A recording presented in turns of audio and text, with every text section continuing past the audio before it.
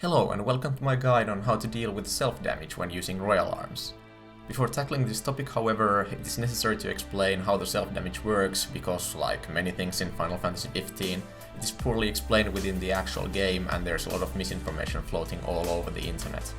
The first thing that you need to know is that the health loss is percentage based, meaning each hit takes a certain percentage of your health. A common mistake I've seen people do is that they try to stack up their HP when playing with the royal arms, but this doesn't actually help at all. And by the way, it's a percentage of your true max HP, not your current max HP. The second important thing that you need to know is that your health gets depleted every time you deal damage. Hitting the air does nothing, and hitting 5 enemies with a single swing takes as much health as hitting 1 enemy 5 times. Thirdly, the self-damage depends on which royal arm you're using, as well as which attack you use with said royal arm.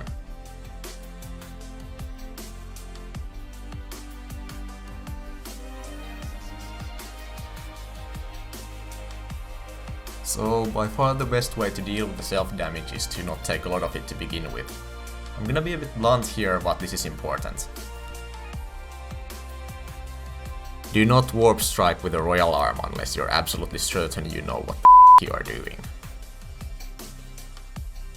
Sorry, I had to get that off my chest.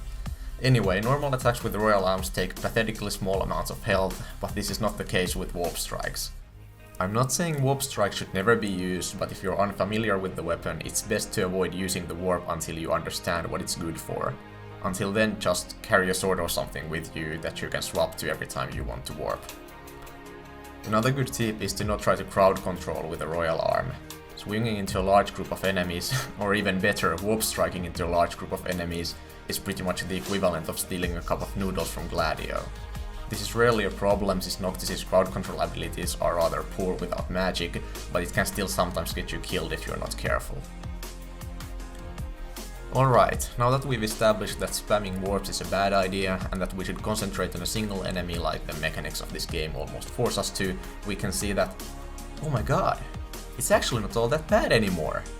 Now it's time to talk about how to deal with this small bit of damage. By far the best thing you have for dealing with the remaining health loss is your natural health regen. Just like the self-damage, the regen is percentage based, so your maximum HP is once again a non-factor. You can boost your HP regen and the boost stack, but I personally find equipping Megaphone for Gladio to be more than enough to make up for all the health loss you'll ever get from using royal arms. It's also good to know that the 100% crit food, which is debatably the best food in the entire game, also boosts your health regen, so if you're using that, there's rarely a need to worry about the self-damage.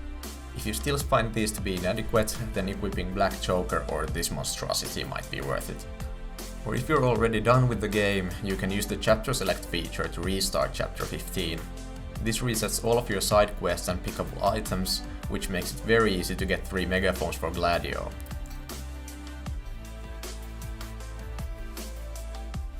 This boosts your regen up so high that you'll actually recover more health between attacks than what you lose, completely negating the health loss.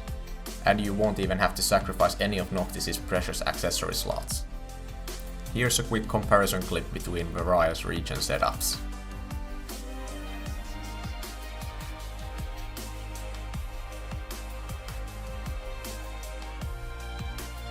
In terms of your build, there isn't much else you can do. Boosting regen is helpful, boosting health isn't. Usually just the fact that you need to dodge enemy attacks gives you more than enough time to regen back your health between bursts of offense. There is rarely a need to just hang back and wait for the regen to heal you from just using royal arms. But everyone makes mistakes. Maybe a goblin dropkicked you, or maybe you took a sword the size of a house in the face. Well, usually you would probably just pop a potion in this situation no matter what weapon you were using, but let's say you're in Cosselmark or trying to quit drinking. So here we need to find a way to let the regen do its work without needing to hang back. A solid option is to just use a non-royal arm weapon for a moment. I mean, there are 4 weapon slots, so you should never completely rely on either weapon type. A better way though is to use an ally technique. They're always useful and last long enough to let you regen for a bit, and they make you invulnerable for their duration. Likewise, blindsiding for a quick link strike, picking Prompto back up for the 5th time, or warping somewhere to get your MP back up are great ways to be productive in battle while you let the regen do its work. As for other ways to heal, you can take cover or use Shield of the Just. I personally don't like using these even though they heal super fast, because I like being in the action all the time, but they're worthy options nonetheless. Ignis' regenerate ability is a godsend. It only costs 99 AP, so it's not even all that expensive. And it's really good. It's definitely worth it even if you don't want to use Royal Arms and are just watching this video for the heck of it. You could also equip him with a good trampoline accessory if you don't mind using potions but simply find pausing the action to use them to be irritating. He also has the regroup technique, but I personally don't find it to be worth it over his other techniques. And that's all I really have to say on this subject. I spent a lot of time talking about passive healing, but I'd still like to emphasize that the proper use of Royal Arms is the most important factor. Their warp strikes look awesome, but the game makes it very clear that they're not meant to be spammed. Anyway, I hope this guide helped and maybe made you give these weapons another chance if you previously didn't like using them.